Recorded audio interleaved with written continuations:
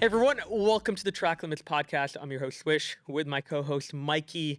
We're here in London and we have one repeat guest and one new guest today. The repeat guest, I don't think it needs any introduction, but if you do need an introduction, go and check out our season 1 episode with him. His name's Aarav. He's by far one of the most popular content creators. You might have seen him on his YouTube channel or as a member of Quadrant. Our second guest is Niran, and we're going to give a round of applause for him first. Time management is exceptional. Yeah. Aarav, welcome. Thank you, boys. Thank you. Good to Appreciate have you the intro. That was far too kind. Welcome back. I mean, I'm used to it at this point, right? Yeah. It's our third time doing a podcast with you. Yeah, technically. Second time Yes. that this will go out, but Yeah. third time. And we were joking that you might as well just be a host now. Yeah. Yeah, come honestly, on and yeah. host it, Yeah, right? it feels at home, lads. Yeah. Feels at home, yeah. The next trip I can't make, he's tagged in. Yeah. I'll just put the cap on. You know? 100%, Yeah, yeah. exactly. Yeah, it's calm. Impersonate like an Irish accent. Could you do that? Oh, no, that would be No. horrendous. I wouldn't bother Okay, to even try. At least you didn't even try that. Niran, is he always late? Yeah, this, honestly, guys, you've never met him before. This is completely on brand. Very on brand. I'm sure he'll be very flustered coming in, apologetic, but this is very on brand. I was not shocked. He is outside now, actually. So I'm Okay. going to go grab him. Okay. Let's get him. Okay. Oh, we still going here? Yeah, I guess I mean, we're doing this live. That's true. He's That getting is him. true, He's getting that him. is true. How you been, man? How you been? Good.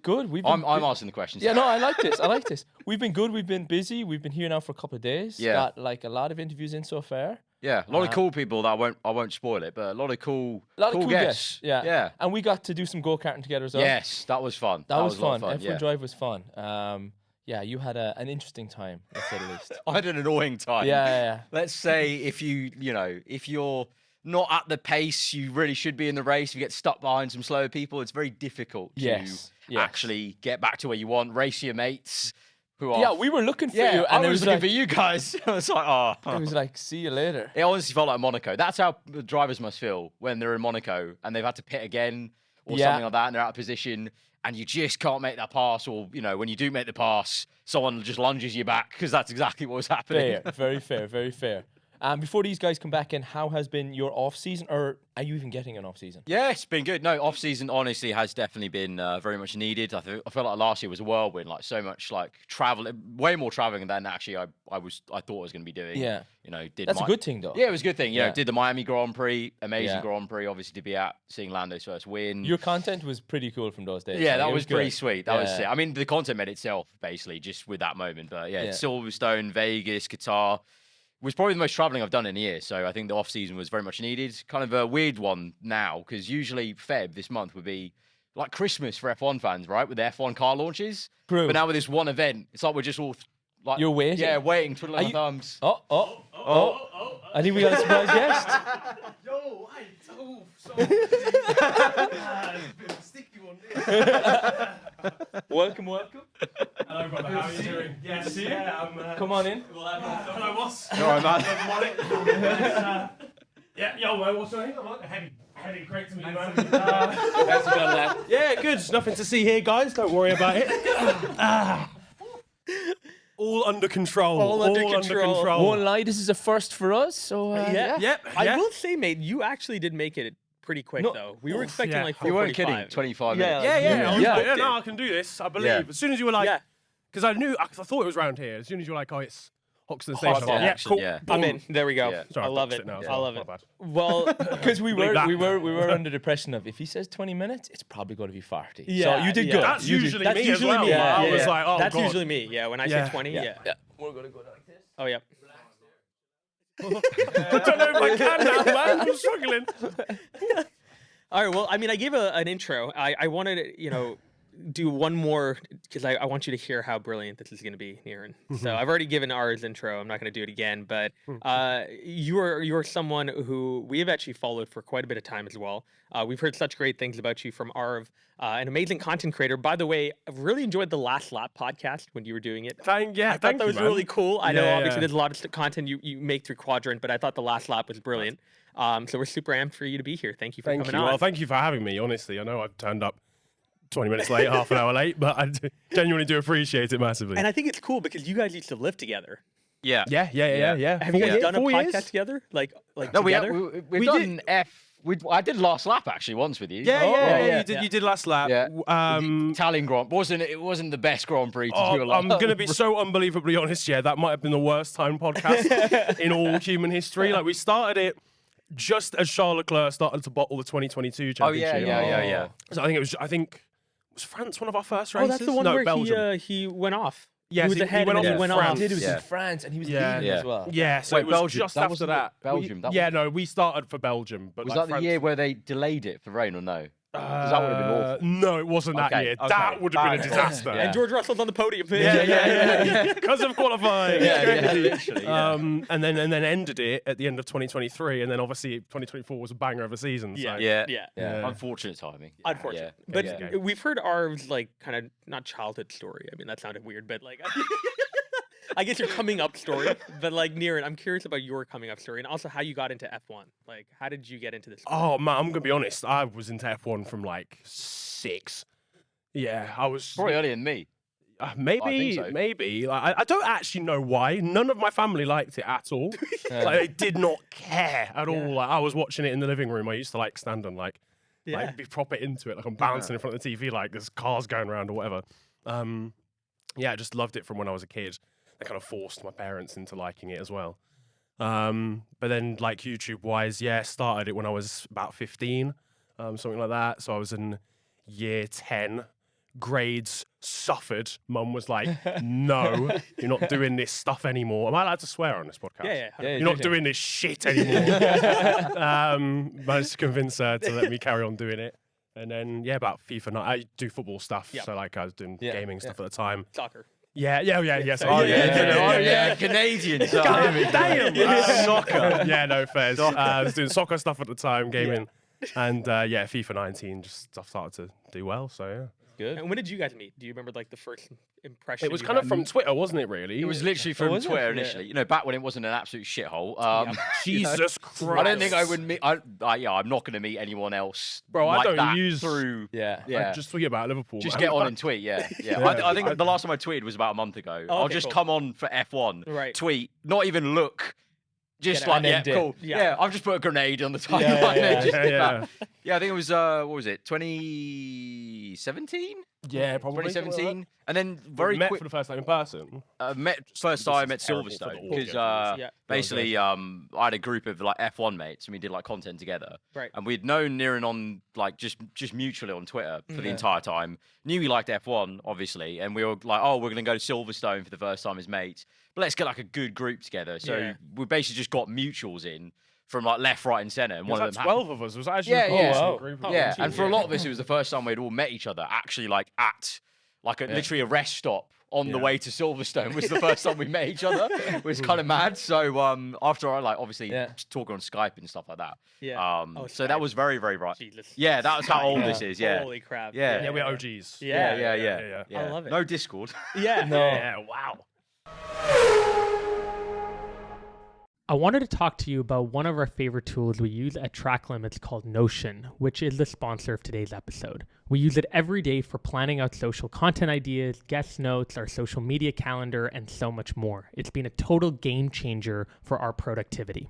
We just used it the other day to fully plan out the release of this guest episode you're listening to right now. Notion combines your notes, your docs, and projects into one space that's beautifully designed and simple. Notion is super easy to use, really flexible, and works with everything. Unlike those clunky old tools that make you jump between apps, Notion keeps it all together and makes working with your team super smooth. The fully integrated Notion AI helps you work faster, write better, and think bigger, doing tasks that normally take you hours in just seconds. Try Notion for free when you go to notion.com/tracklimits.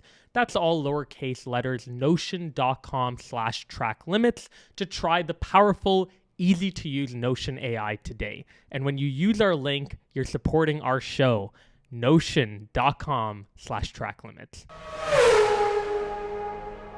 But you've worked on a lot of cool projects together. Like you've collabed on a lot of them, like especially with Quadrant. Like, what's been any like fond memories of any exciting videos?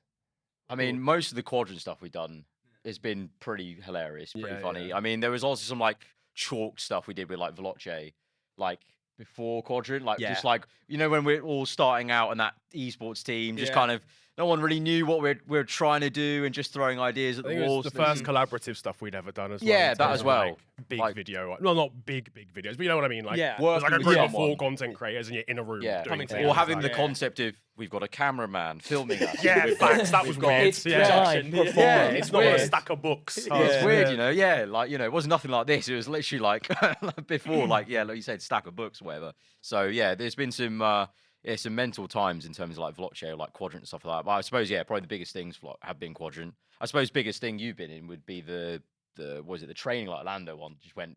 That went You know what? crazy, That yeah. went super viral. Yeah. And then I saw the other day, I think you tweeted about it maybe, of like every 2 months there'll be a random site that has ripped the video Yeah. and Posted it up. and it's just his face doing the neck. Yeah. Oh. And I'm always labelled as normal person, which I think is bold to assume anyway, to be honest. But yeah, it's every 2 months that just comes up. Comes And it's up. me with my lockdown trim.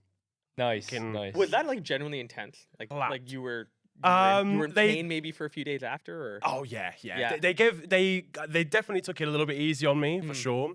Because you didn't actually I did all of the training that he would do, but it was for quite short bursts, just for filming.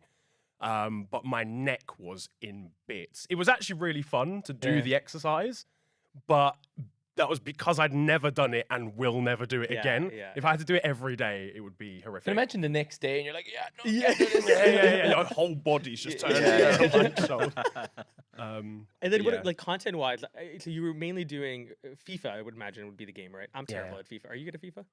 Yeah, absolutely horrendous. I'm I'm terrible not at good COD. at I was going to say, thing. he wasn't even playing FIFA. He was mostly breaking FIFA, wasn't Oh, Yeah, I really? used to. There was this guy who used to make mods for the game, and like he'd just like make the players like 100 feet tall, or the ball would be The like best thumbnails the you've ever size seen. of this room. And yeah, the thumbnails were crazy because they weren't even misrepresenting what was in the video. They were ridiculous, It wasn't and the even video. clickbait. Yeah, no, literally. People were clicking on the video, probably like, "Oh fuck's that! Yeah, Like, yeah, this is yeah, gonna yeah. be stupid." And then it's actually the thing. So love it. it was that stuff basically. And then you got into the F1 game as well, or not really? yeah, I used to do. I used to have an Briefly. F1 channel. Briefly? Yeah. We actually did a series briefly. Oh, yeah? Where, Strapped to Glory. Yeah. So this series I came up with, like the name was Strapped to Glory, where it was trying to be a bit, we've talked about not taking the F1 game too seriously. We've spoken about like, you see these like leagues or anything, and they're just so sweaty. Aye, that's the way to play it, by the way. Just like chilled. Oh yeah, Like, we want yeah, chilled yeah, out. yeah, Like, yeah. we're It's all on the too same much, page. yeah. These guys are on the same page. So Yeah. it was kind of a series like that where we wanted to do something together with our other mate who was a content creator at the time. Yeah. But just really low stakes stupidity, Yeah. basically screwing the other person over constantly in episodes and stuff Yeah, like that. yeah. So briefly, that F1 channel was a Fleeting thing. visit. Yeah. I think I used- dormant now for like 8 years. Yeah. wow. I used to have this meme like about that channel where I'd come like to the start of a new F1 game coming out. I'd make this mad trailer for a series I was going to make, do about 3 episodes of it, then give up. Yeah. Every time, no. I just didn't have the time to do the football stuff and that as well. Right. But yeah, that was actually quite fun, that series. So I guess this is a bold question to ask, but if you had to pick between football and F1, and you could only watch one sport for the rest of your life, what would you choose? I think it's actually closer than probably people think it would be. I think it is football. I think I would choose football. Probably shouldn't say that on this podcast. There's the door. You were late, and now you're early. Yeah, facts. Thanks for my 6 minutes. I think I would just about choose football, but it is genuinely close. I love F1 as well. Yeah. And then Um, content creation wise, like, do you have, I mean, we've heard your process, Arvin. It's very, like, seems very organized. Like, you come up with ideas before, you're very intentional about, like, wanting to really delve into the story, right? Yeah, like, yeah, you have yeah. storylines, basically, Right, yeah, from yeah, my yeah. career, which is Yeah, what you're yeah. known for. It's Yeah. unbelievable. It's like, we come to really watch not even like a video, it's more of like almost a movie if you watch it like Right, from yeah, start yeah. to finish in the playlist. How do you think about content? Like, what do you think your like value prop or USP was that made people be like, I want to follow this guy? Honestly, my main series is literally just called Football This Week. It's FTW, so it's like the nature of that content does have to be a little bit reactionary because you're just literally whatever is happening at the moment. Yep. And some of my other videos are like that as well. I did used to do a lot of the storyline building stuff when I did career mode videos on FIFA back in the day, and I would love to do that, but I don't know. Football content just it doesn't really lend itself as well to that as F1. I love the F1 sort of like storyline. Yeah. You've got like new teams entering all the time, and you've got the new liveries and stuff. It's just hard to do that with the stuff that I do, really. So I guess it's more. I just kind of, to be honest, I just kind of chat shit about football. To be honest with you, I do have like a methodical planning. Like I script all my FTWs. I was doing that today. Like it takes like a full day. You to do script and record. old school scripting though, by the way. I want you to point out. Really? Like, well, you used to. Do you still do that?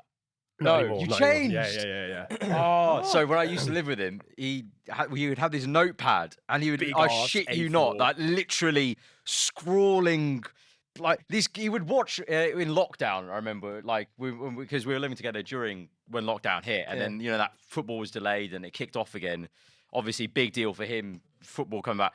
Watching football, like scrawling notes as he watched it for like a punchline joke or something like that. That's like the Adrian Newry of the football with their little Yeah. do sketches.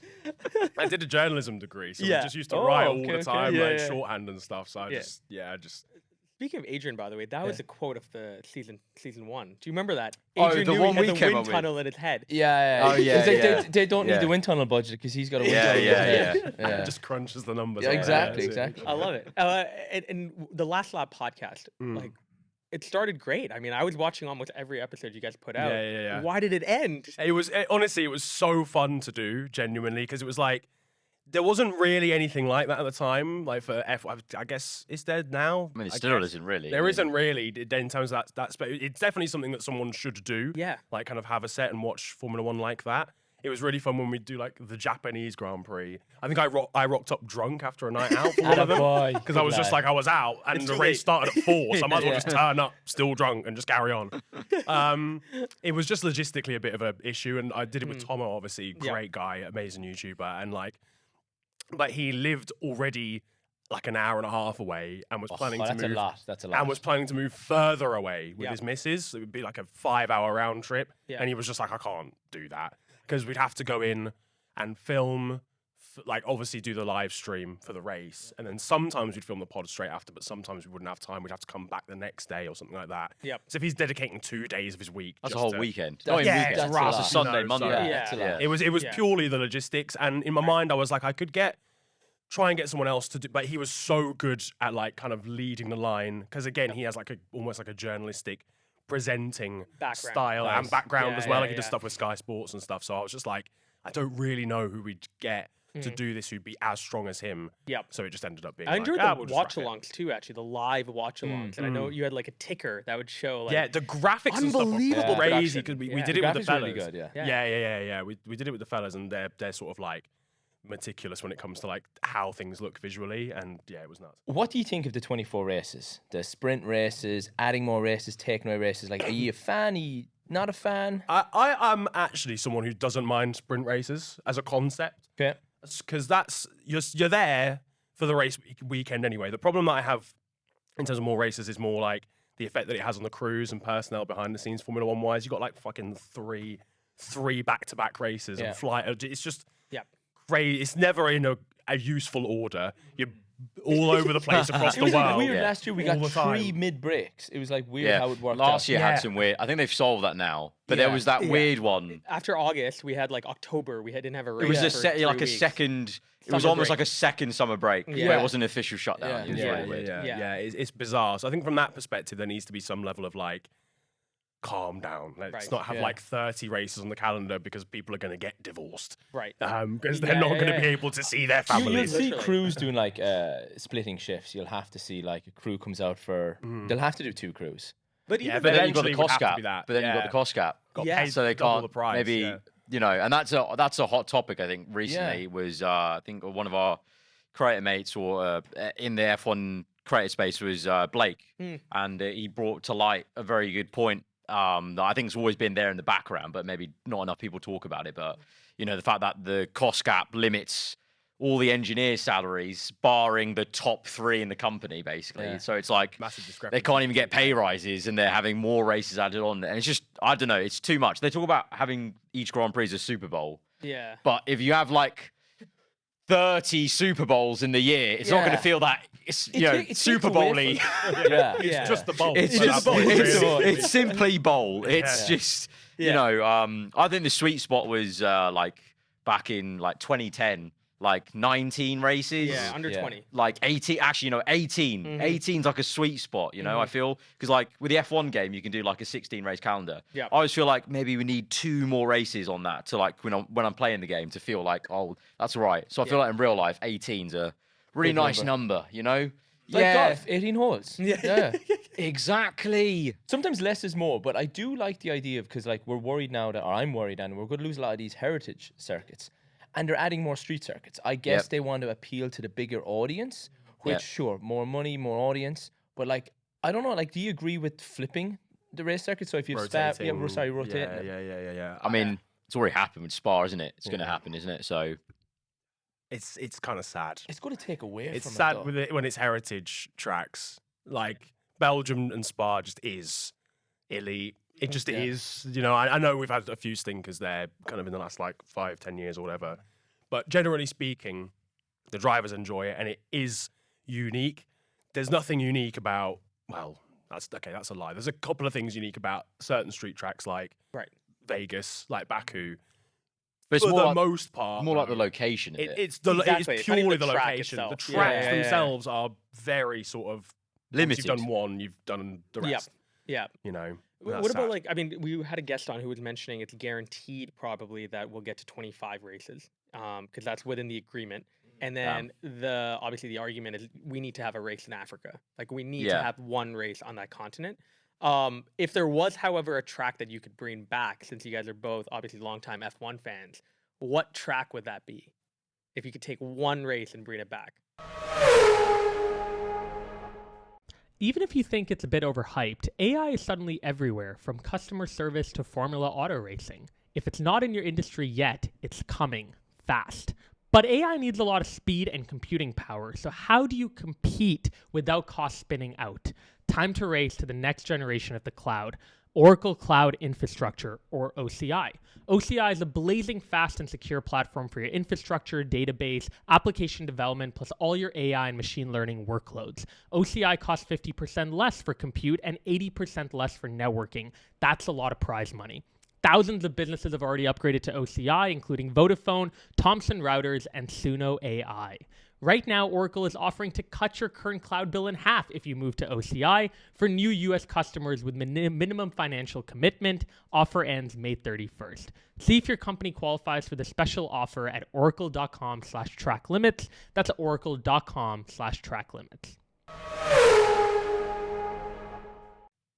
I want one of the German ones back. I was gonna say Hockenheim. Yeah, Hockenheim, like Hockenheim, I think. I just don't know why there's not a German Grand Prix anyway right now. I mean, I suppose now there's after Vettel retired, maybe not such a massive German pool, but I think thought it was funding for both, wasn't it? I think it's funding, definitely. yeah. Was it? Which is odd because I feel like Germany's quite. I don't know. I've always thought of them as a motorsport sort of country. That's why they're being too efficient. They're just like, now we ain't got the funds. Yeah, I guess so. I don't know. Yeah. Can't waste them. Yeah, literally. Yeah, I don't know. Yeah, it's a weird one, but I would love an African track. I think a lot of time. Was it Kailami? Is that South yeah? Africa, Yeah. I mean, I think they're doing enough renovation now where it could technically be ready to come back. Like 2027. Yeah, something like that. So I think obviously people like Lewis have always said we need one, and it makes sense. It's a world championship. Yep. So we are going to have to add another track. Yeah. Let's actually get it as a world championship. Let's have a Caribbean track as well. Caribbean track. And let's just drive under the influence. Yeah. Let's all just have rum before we go out there. Yeah. Don't do that. That'd be please an don't. interesting one to say the least. It would be cool though if sprint races like change the format too, right? Like we were talking about like potentially reverse grid. So, like they do stuff like that in F2, which is always really fun. But then in F1 they don't typically do that. But I'm curious as well about like the state overall of the sport, because right now in the off season we're hearing about like swearing and penalties being given for that. Like not even like a fine now or like a race ban, it's like a points deduction. I'd be so petty. I'd just do it every race. Yeah.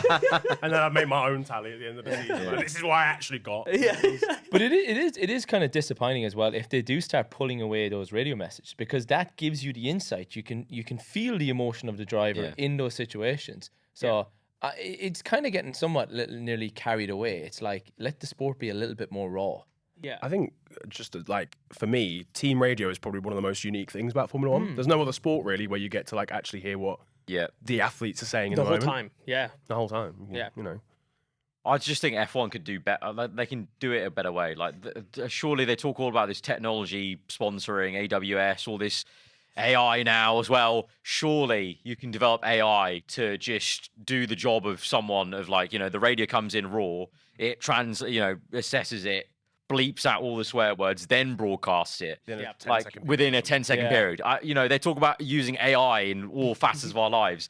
But they're always the most useless assets of our lives. Yeah. Why don't you use them for these actual menial tasks that no one wants to do, but could make the spectacle so much better? Because then you get the radio still, and you don't have this silly, head of the FIA kind of going like, you're going to be in big trouble, if you swear too much or whatever. Who even cares? Like, why is it that much of a deal? Nobody cares. We're all adults here. Yeah, exactly. I mean, also the points deduction is also kind of a dumb idea, though. What if you were running last with like 0 points? Does that mean you minus? Like, can you just run your mouth? You're starting from the pit next time, like, you know what I mean? But I do agree. Like, I think actually more companies that are involved in F1 should be supporting making the sport a little bit better from like AWS, like you're right. There's a production, like a visual that shows up on the F1 TV broadcast where it's like strike distance. Oh yeah. But I'm like, wait. Like, you could just do simple math. Like, oh, he's gaining a second on him. Within 3 laps, he's probably gonna catch him. Like, what the fuck does that have to do with AWS? It's not that insightful. Like, it's really not. My favorite one was the one where it was like someone got really close to the wall in Singapore, and it had the millimeters. I was like, I don't care, guys. Like, I can see that it was close. I don't need to know that it was 4 millimeters. Did he hit the wall or not hit the wall? Yeah, exactly. Tell me yes or no, cool. I swear, didn't someone hit the wall and dent the sensor? So before they fixed it for the next session, for a brief moment, it kept going like minus something because the sensor had been dented in. Like, it's just like, really? Is there anything you're looking forward to now for this coming season? Like, anything that you're... Everything. Yeah. I think it has the potential to be so good. Like, just naturally, the way F1 works, at the very end of a generation cycle, a regulation cycle is always the closest. That happened with 2021 was the closest. Obviously for other factors of maybe, COVID, the way it affected development or, whatever. But I think just generally at the end of those regulation periods, you have the closest because there's just diminished returns. So you've now got probably, I hope McLaren start off strong, but Ferrari hopefully will be there for Lewis's sake. I mean, I think everyone would love to see that.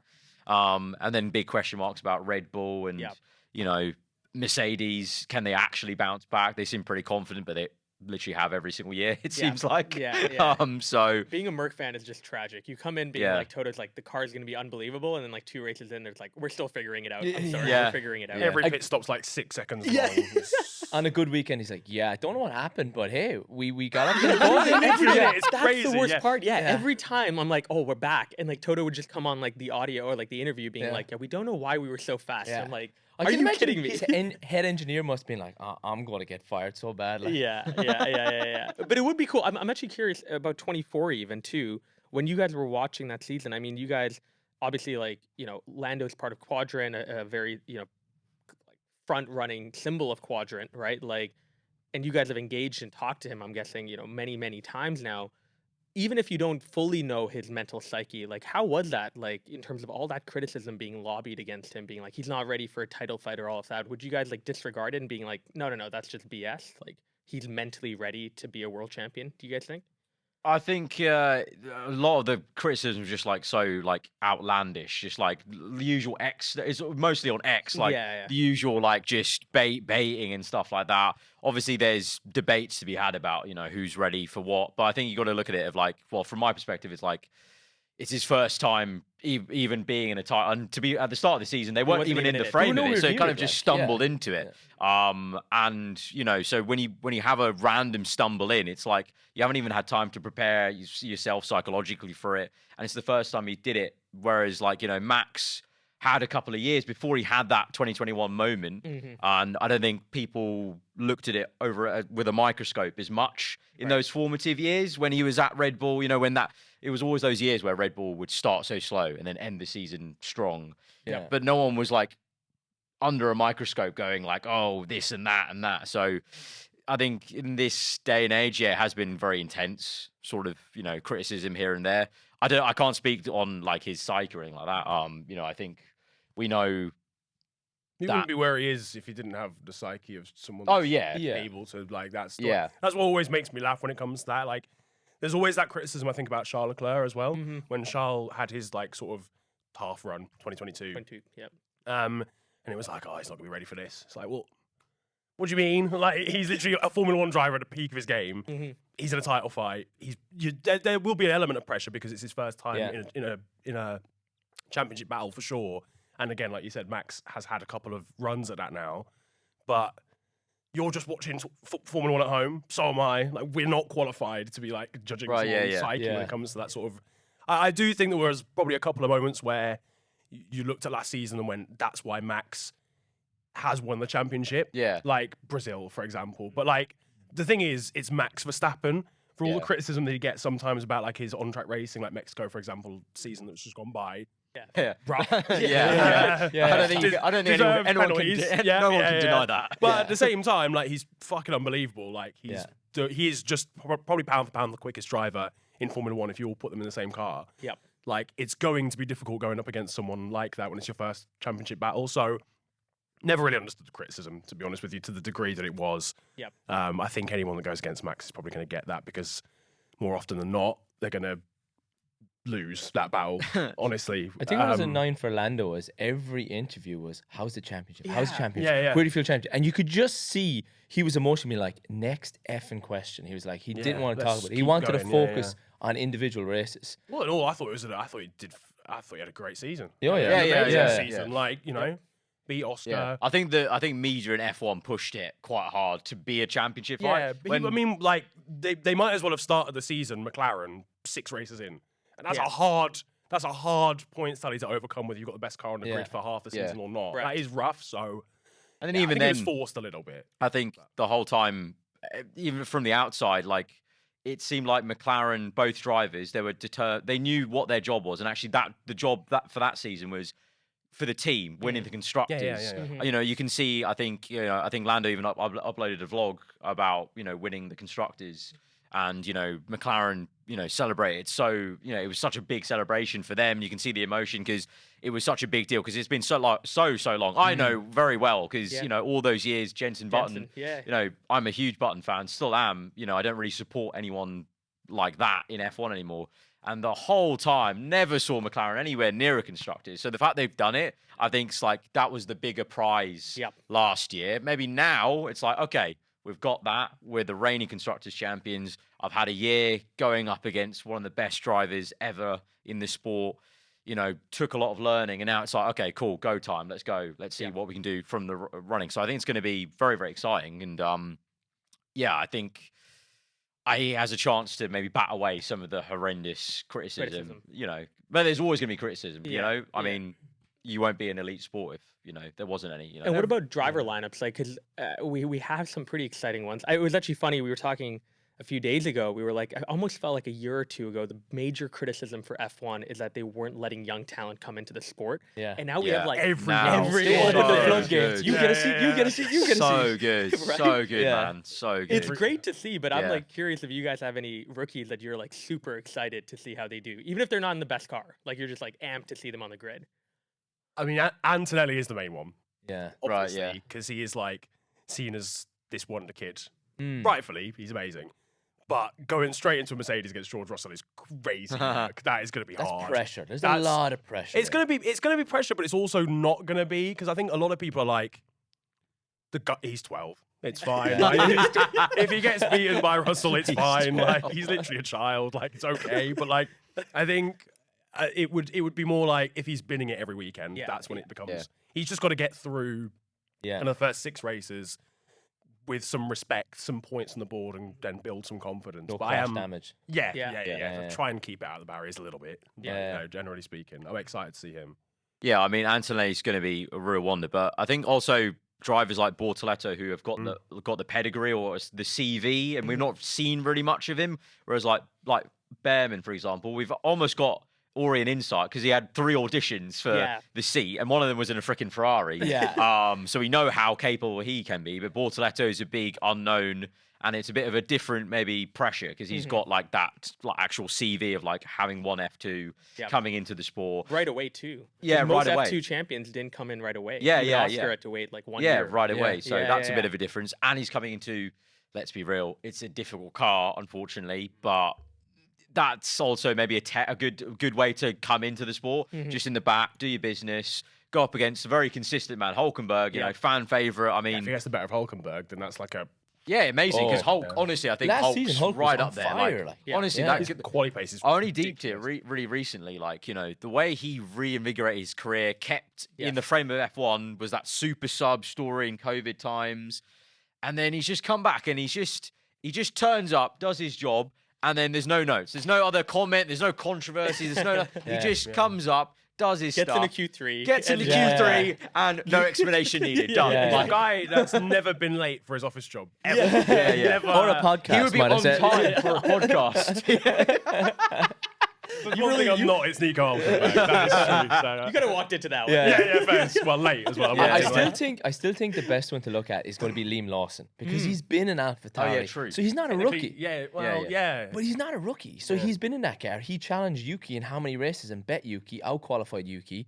He's now gone up against Max. And if we've learned anything about going against Max is it could be your kryptonite. Like, because Max chews up his teammates and spits them out. He's ended so many careers, actually. Yeah. It's insane. But I think Liam Lawson, he's a different mentality and he's good. And he's a mini Magnussen. He's not afraid to get his elbows out. But that's also, I don't know, isn't that like a bit of a, I don't know what you guys think, a little bit of like a kind of a red flag? Like some of the temperament that he was showing, like when he like middle fingered Checo in Mexico. I'm like, that's the worst, by the way, like place to do it. Like It was really. the worst I kind place. of respected It was the I'm worst. not gonna lie, man. I kind of It was raw and respected it. unfiltered. Yeah, it was. Yeah. To show that much emotion, I mean, if you're going up against Max, I Yeah. feel like you almost have to be composed and Yeah. level-headed throughout, you know? Yeah, it was pretty crazy, but I don't know. Maybe it also speaks to his psyche a little bit of like he was so determined to show how good he was, or like to show up the person he might be replacing, even if it was in a bit of a rude way. You know, you know, Crazy, actually. What yeah. I mean, yeah, I remember seeing it like that can't be a real replay. Really, Yeah, someone's really? edited that shit. Like, Yeah. although to be fair, but then you think back to, I think it's just a Red Bull driver thing, because back in the day, like Webber would Yeah. give Vettel Oh, the yeah. middle Yeah. finger They're all just fuming. of that, like Yeah. when that Malaysia race happened, or Ricardo's yeah, giving or- the middle finger. Yeah, or Vettel called Yeah. like Karthikeyan a cucumber back in the day Oh. when he was passing the HRT and he, I think, got a puncher off him. Yes. They all just drink like 4 cans of Red Bull before they Yeah, get maybe in the that's car. it. Yeah, It's a Red They're Bull just thing, you bouncing know? off the walls. Well, Yeah. even it happened at Mercedes. Because remember when George was with Williams and he was taking Bottas' seat? Oh, and yeah, Of course, in Imola. Imola, yeah. And then Russell went Yeah. over and slapped him on the head, being like, "You idiot!" Yeah. When Russell caused the accident. And he still got the seat, so I guess Yeah. it doesn't really Yeah. matter. That's the formula, you know, Yeah. like Yeah. beat the person that you're trying to replace and then Yeah. just smack them. Like that's the formula. Like driver lineup wise, McLaren versus Ferrari. I mean, I think the big argument as well is like which one's a better driver lineup. You have two insane young drivers. They know the team, but then you have like arguably the greatest driver of all time and probably the best person in qualifying. Like it's pretty insane that we have those Honestly, driver lineups against each other. I think if you like, you know, it's hard to like really analyze it, you know, like definite. But I think if in my mind the way I look at it is like if you toss them up like stats wise, like almost like the F1 game in a F1 way. game. Yeah, kind of. Incredibly accurate way of doing it. Almost think like really accurate, really accurate. Yeah, really accurate. I think if you toss them up for different reasons, both lineups for me kind of almost equal each other in a weird way. Like I think Oscar and Lando are so close to each other overall. Obviously, yes, Lando has his strengths, Oscar has his strengths. But I think they're quite close together. You know, they're both very, you know, pushing each other in equal ways. Whereas I think you've got Charles and Hamilton very, very different. You know, Hamilton's in that twilight part of his career, maybe doesn't have the qualifying speed. Charles is one of the best qualifiers there's ever been, I think, you know, on his days, like absolute rocket ship in that Ferrari. But Lewis still has the experience in the race that no one has. That kind of, you know, when chips are all coming to it, he has this wealth of experience to add up, whereas Charles maybe lacks that experience still, and there's maybe those moments where, you know, he doesn't keep as calm as he could maybe, or, you know, things that he still needs to learn. So I think that adds up together to where McLaren are, in my opinion. I don't know. Honestly, I couldn't call it. Like the whole time you were saying all that, which was extremely accurate analysis, I was like, I don't know. Genuinely, I was trying to work it out in my head. I was crunching the numbers. I was like, I really can't work Doing it the out. mathematics. I was just the mathematics on the calculator, and I couldn't work it out. Yeah, it's two of probably the strongest lineups we've had in ages in terms of just like out and out. It's like a fairy tale, sort of like. This is the kind of thing, like, you know, like in every sport, you think like, oh, what if that player got like transferred to this team? Like, I mean, we had a real life thing, in basketball recently. But like, the guy that he got traded for got injured straight away as well. Anthony Davis, he's out for I think 4 or 5 weeks. I don't know. Right. Okay. Yeah. I mean, it's kind of mad, to be fair. Recently, a lot of fantasy moves are happening in real life. But this is the kind of debate you'd have with your mates, you know, down the pub, whatever. Like, you know, like, oh, you know, if these two were in the same car up against these two in the same car, what would happen? Well, we're getting it now. We're getting something like that, you know, getting an inkling. I think the only thing now would be like, I don't know, someone else just as exciting being alongside Verstappen, for example, to really get like a trifecta of a comparison, maybe. Jesus Christ. That'd be unreal. Can you imagine like if Who would it be? Carlos stepped in to the Red Bull? God. Yeah, that would have been. Because a lot of people debate how good Sainz is. You know, I think for one, he's been underrated, you know, in recent years. I think he's shown how good he can be. So that would be a trifecta of comparison of like fantastical. It would end the draw. Yeah. They'd all be on the same It would just be like The Office when they're like just constantly like that. Like, here we go. I also like think it's cool because 2025 is one of those seasons where like a lot of teams are gonna have to decide when to work on the 26 car, right? And like, I mean, there's such big talks about Aston Martin potentially gobbling up Max, and now they have like Adrian Newey, and you have a wind tunnel, and you got Honda coming back. Like, are we gonna see Lance Stroll potentially win in 2026? No, I'm kidding, but we would be happy. He said, no, I'm kidding. He had to be like, oh yeah, wait. Let's talk facts here. It's a Canadian podcast. Come on. True. Yeah. I mean, if Aston was smart, I feel like they just sacrificed this year. Same for Alpine, but also at the same time, Alpine, obviously, they're becoming a customer of Merc, so they don't actually have to do that much work. Whereas Aston, they can, like, you know, put a lot of resource with Honda. I don't know how much they're allowed to in tandem work with Honda yet, because obviously Honda are still with Red Bull now. You know, it's like a customer supplier. So I don't know what the, you know, general vibe of that would be. But if they were being smart about it, surely they'd be just like, Are we take the hit. just guaranteed going to get Yuki Tsunoda in that car? Is that what's going to happen? Honda. I hope for his sake. That's the rumor. I hope for his sake. I hope so. I mean, because I mean, he didn't get the Red Bull seat. I feel so like- I assume that's kind of the reason. Is just like Honda logistics. I feel like that's one of the reasons he is not in that Red Bull still is because it's kind of just a political thing of like, Honda are leaving us. So the reason obviously he's talented. I think he's got some good raw pace in there as well. But obviously he initially got there because of Honda also backing him and, you know, kind of giving him the, you know, please, you know, this guy can be good. And, you know, he's proving that in lots of ways in the last season. But I think that was a major reason why he's not got there. So I hope so. I hope that happens. Right. It'd be sick. What's your boldest take, by the way, for 25? Like, if you had to give me like one spicy take. Juicy, you know, for 2025, the upcoming season. I have one. I'm going to say another one because this one is stolen. Someone said it to me, and I was like, I fucking love that. Right.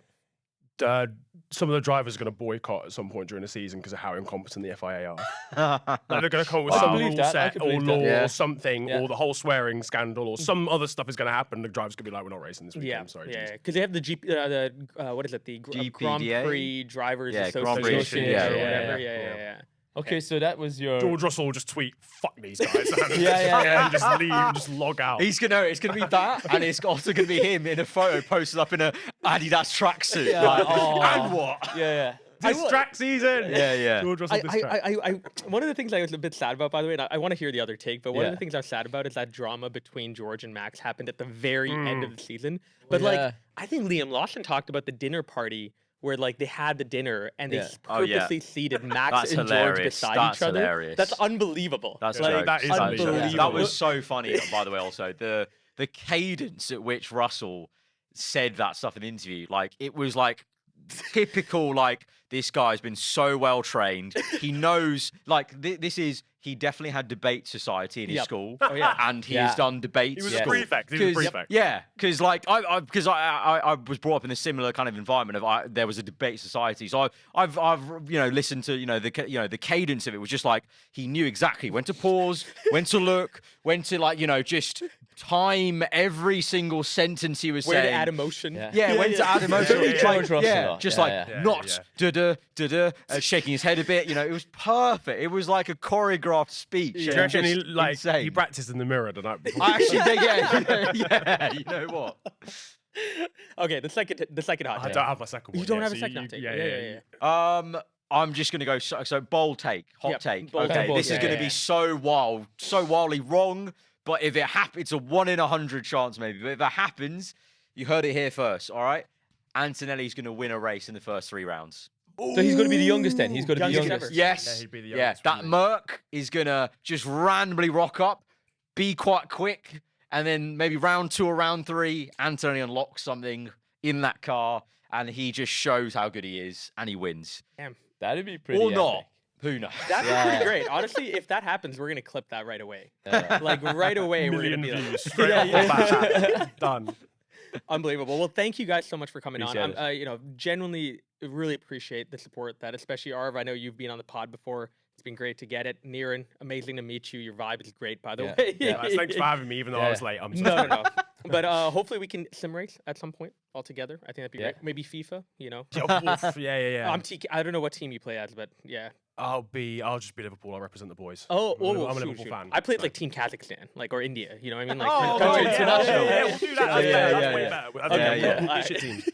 Hope you guys enjoyed this episode. We're going to put Niran and Aarav socials below, along with Quadrant socials. Go and check them out. If you haven't, though, I probably think you guys would have checked them out beforehand. And I hope you guys enjoyed this episode. We'll see you guys soon. Peace.